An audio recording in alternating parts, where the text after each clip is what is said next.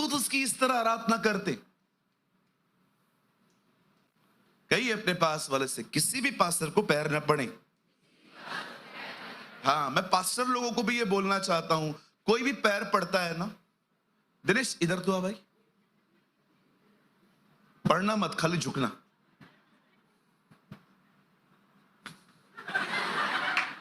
What are you doing?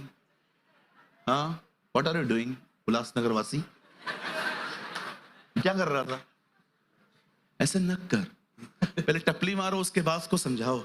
ऐसे न कर बेटा, ये जो थोड़े से बाल काले हैं ना, वो भी सफेद हो जाएंगे तेरे।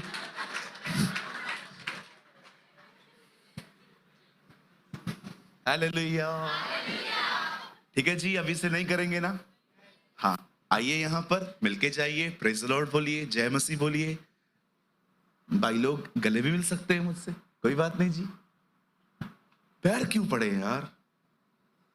आज पैर पड़ने दूंगा, कल तो नोट ऐसे भी करके जाओगे।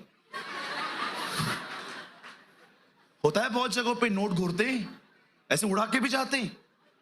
मैं हैरान हो जाता हूं यार, वो लोग करते हैं, उनका समझ में आता है, तुम रोकते भी नहीं हो। रोको तो सही, विरोध तो करो। मैं एक मीटिंग में था, एक आदमी आया, उस टाइम पे 2000 के नोट चलते थे। मैं पीछे हट गया, मैंने कहा अंकल क्या कर रहे हो? अरे तुझ पर मेरी जान फिदा। मैंने कहा यीशु को जान दे, मुझे मत दे अपनी जान। उर्दू बात कर रहे थे, तुझ पर मेरी जान फिदा। मैंने कहा सर, यीशु जान दे चुका है, आप जियो, अब आप मरने की बातें मत करो। एक तो हम लोगों में से बहुत लोग हैं जीने से अधिक मरने की बातें करते हैं। मैं जा रही हूं, मैं जा रही हूं। बहन कहां जाएगी तू? इस्राएली भी ऐसे करते थे।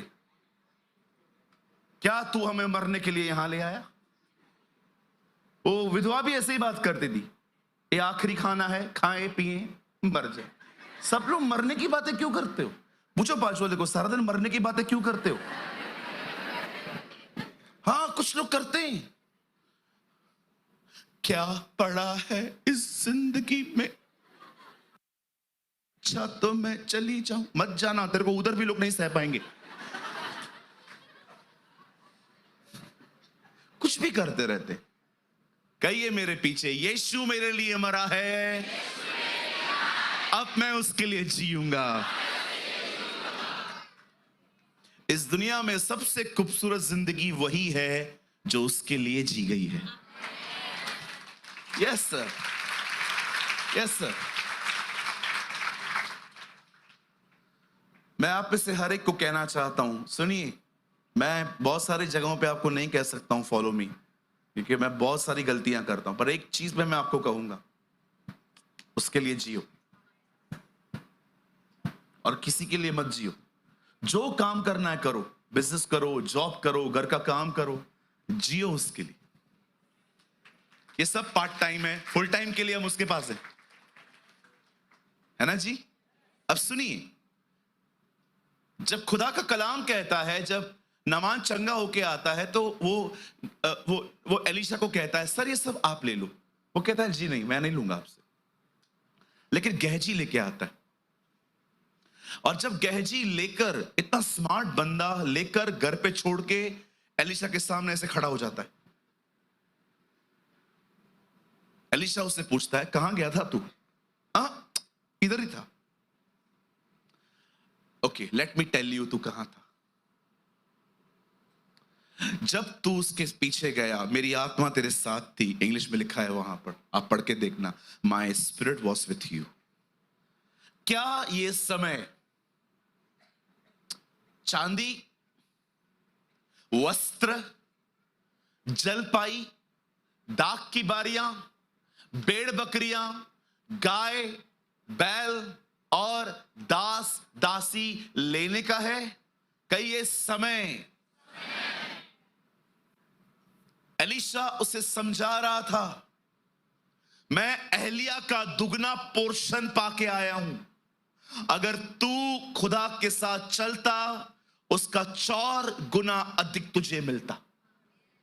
ये सीजन थी, लेकिन उस सीजन में तू कुछ और कर रहा है। ये हो सकता है कि आपकी कुछ सीजन डिफरेंट है और आप कर कुछ और रहे हैं। हो सकता है परमेश्वर आपको एक लोनलीनेस की सीजन से गुजार रहा है ताकि आप उसके साथ समय बिताएं, लेकिन आप कुछ और कर रहे हैं। मैं आपको कुछ बताना चाहता हूं। मुझे लगता है आप में से बहुतों ने आज तक ये नहीं सुना होगा, बहुतों ने नहीं सुना होगा। मैं चाहता हूं सुनिए, 2 मिनट के लिए लिखना बंद कीजिए, जस्ट फॉर 2 मिनट्स। यहां देखिए, अकेला था पौलुस। जेल में इसलिए नहीं गया क्योंकि उसने कोई क्राइम किया था, वो जेल में था because he preach the gospel, उससे सुसमाचार प्रचार किया। आप में से बहुत सारे लोग शायद जॉन बनियन को नहीं जानते होंगे, जिसे किताब लिखी मसीह मुसाफिर। उन दिनों में इंग्लैंड में लॉ था, जब तक बिशप आपको ऑर्डेन न करे आप सुसमाचार प्रचार नहीं कर सकते।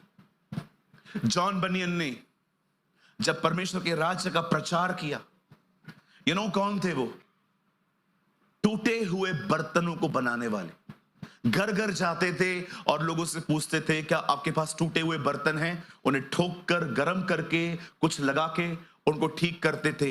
यू नो उनकी बेटी थी जो जो जो अंधी थी, ऐसे परिवार में वो रहते थे।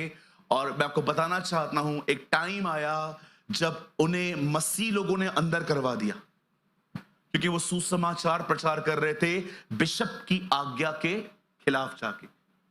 जब वो जेल में गए और जब उनको रिहाई का समय आया, उन्होंने कहा तुमने मुझे अंदर इसलिए डाला था क्योंकि मैं सुसमाचार बता रहा था। अगर तुम चाहते हो कि मैं सुसमाचार न बताऊं तो मुझे अंदर ही रखो, क्योंकि जिस दिन तुम मुझे छोड़ोगे मैं फिर से बताऊंगा। सुनिए, वो जेल में थे, पॉल भी रोम की जेल में था। अब सुनिए, पॉल वहां अकेला था और पॉल ने तिमुथियुस को एक लेटर लिखा और कहा जब तू आए 2 चीजें कैरी करना। मेरा कोट है ना, कोट जो पहनने वाला, वो उधर ही पड़ा है रोम में, वो वहां से ले आना। और दूसरा, मेरी किताबें ले आना। पॉल जिस सीजन से गुजर रहा था जेल के अंदर, वो अकेला था। वो चाहता तो सारा दिन बैठ के रोता, अपने हालातों को कोसता, राजा को कोसता, खुदा को कोसता और अपनी जिंदगी बर्बाद करता।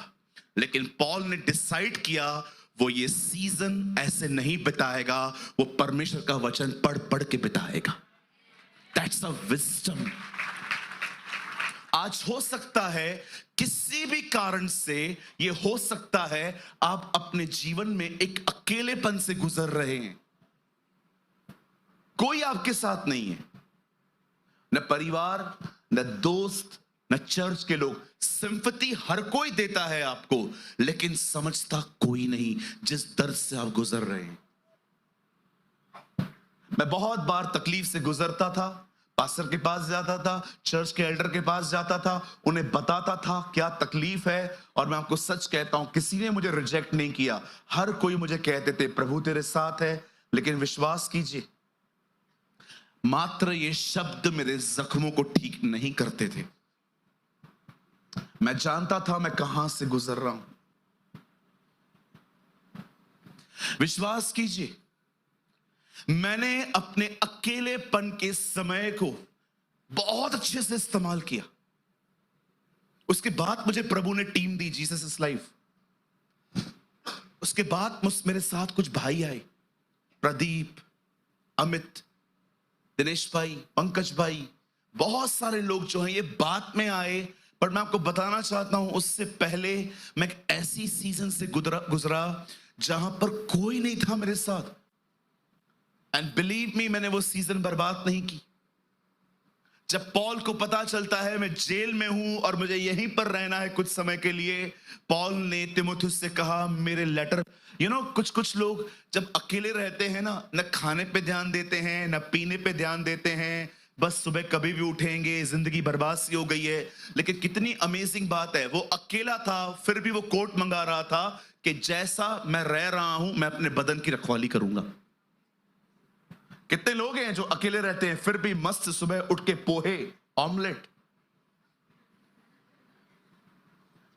अब जिंदगी में कुछ बचा ही नहीं, ऑमलेट खा के मरूं या पोहे खा के मरूं, बात तो एक ही है।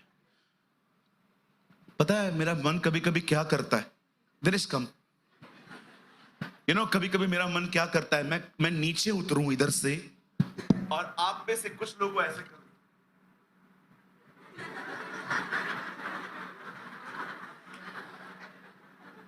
कुछ कर तो कर ना।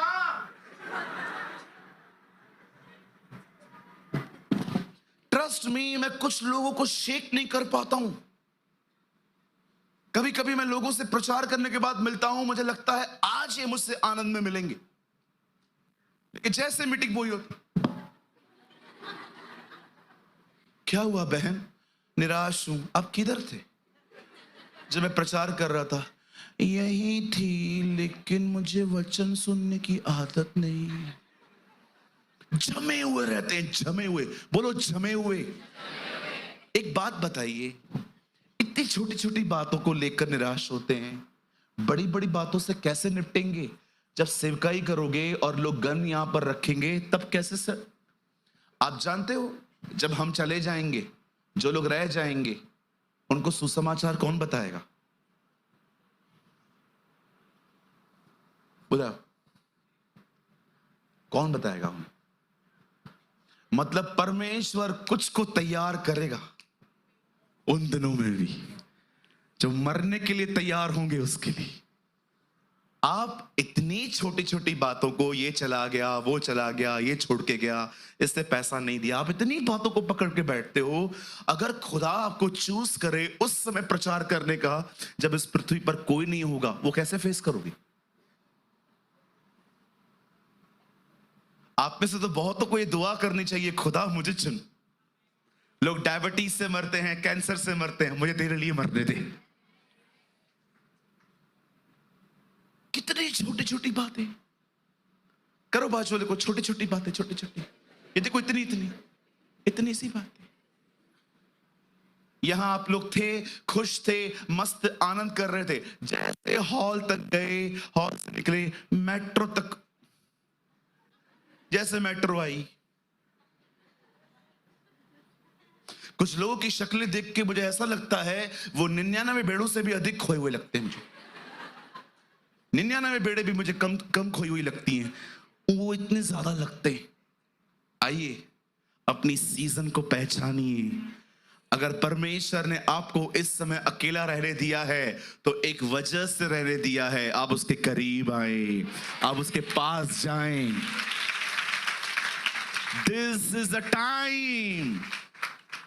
एक समय आता है जब परमेश्वर आपको इस सीजन में से निकालेगा और वो उम्मीद करेगा उस सीजन में आप उसके करीब आओ। बताइए, याकूब से खुदा कब मिला?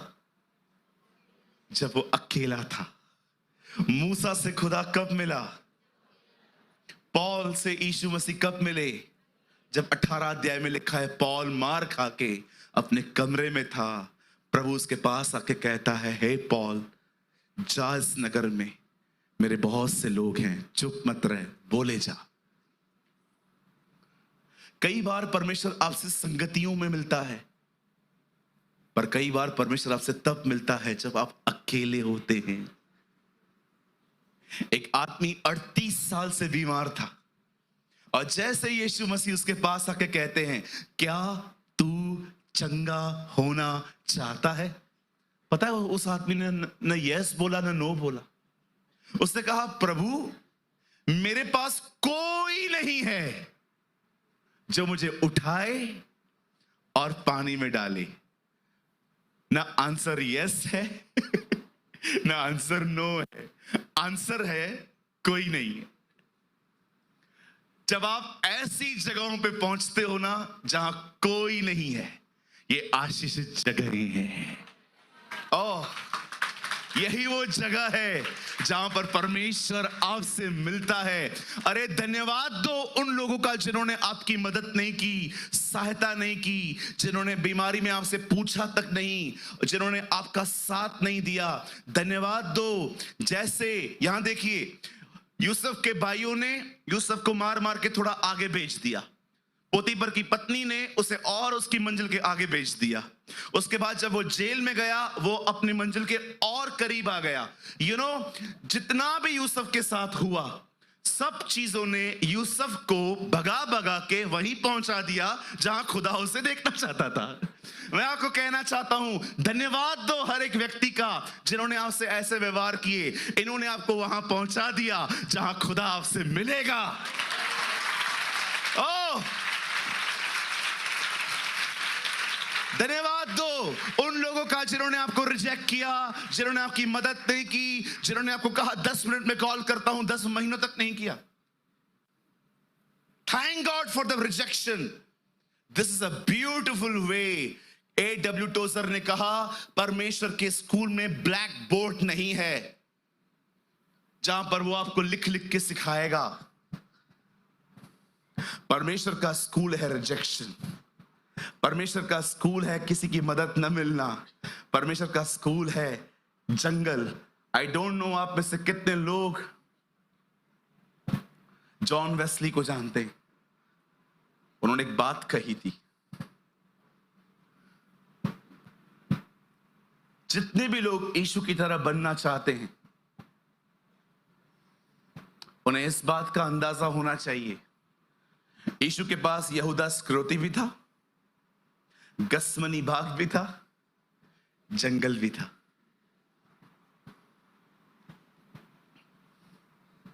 यहां देखिए, लोगों पे ब्लेम करना आज से बंद कर दो। इन्होंने ऐसा किया, इन्होंने वैसा किया, इन्होंने ऐसा किया, इन्होंने वैसा किया। आपकी लड़ाई किसी भी व्यक्ति से नहीं है, किसी मांस और लहू से नहीं है। खुदा की तरफ देखो कि वो कौन सी सीजन्स में से आपको निकाल रहा है। हर सीजन आपके भले के लिए है। कहिए मेरे पीछे, हर सीजन मेरे भले के लिए है। कहिए, प्रभु हर समय भला है। हर समय। गॉड इज गुड समटाइम्स, है ना? ऐसा लिखा है ना, इस्राएली गीत गाते थे, O God is good sometimes, not all the times. मेरी बाइबल कहती है, यहोवा हर समय भला है। जब मैं दर्द से गुजर रहा हूं तब भी भला है, जब दर्द नहीं है तो भी भला है। आप में से बहुत लोग सोचते हैं क्या हो रहा है। बोलो बाजू वाले को, कुछ भी नहीं हो रहा है, जो हो रहा है तेरे भले के लिए हो रहा है। यस भैया, मेरे साथ कोई भी नहीं है, धन्यवाद दो, खुदा का शुक्र करो, धन्यवाद दो प्रभु का, तुम्हें कोई नहीं समझता। ये सीजन है। ब्रदर, मैं घर पे है ना काम कर करके थक जाती हूँ, लेकिन फिर भी मेरे घर वालों को कोई कदर नहीं है। रात को मैं सोने जाती हूँ, सब लोग मुझे ऐसे देखते हैं, मैंने कुछ किया भी नहीं है। बहन, खुदा का शुक्र करिए, उसने आपके लेबर को देखा है, वही आपको रिवॉर्ड देगा।